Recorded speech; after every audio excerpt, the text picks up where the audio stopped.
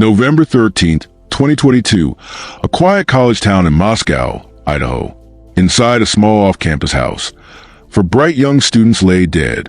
No witnesses, no weapon, no clear suspect, just silence and horror. The victims were all students at the University of Idaho. Kaylee Goncalves, Madison Mogan, Xana Kernodle, and Ethan Chapin, all between 20 and 21 years old.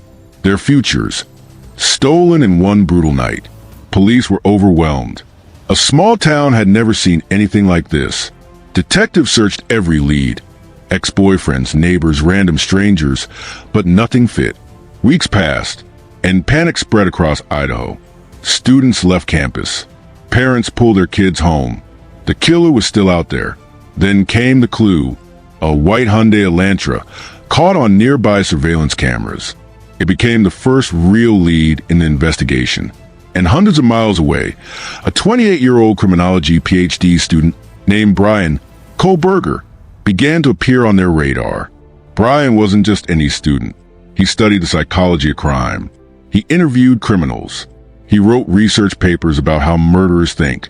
But behind that academic face, there was obsession. Neighbors described him as strange, quiet, always watching. He lived alone.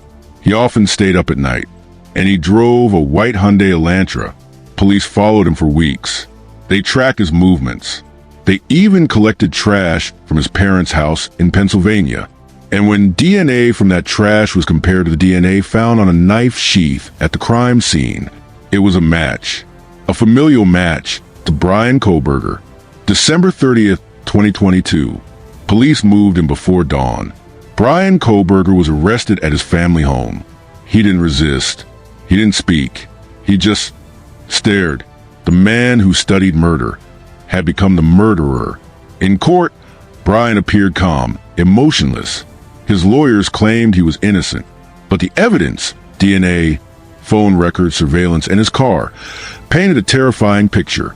He had stalked the victim for weeks, turned off his phone during the killings, and drove hundreds of miles afterward, trying to erase his trail.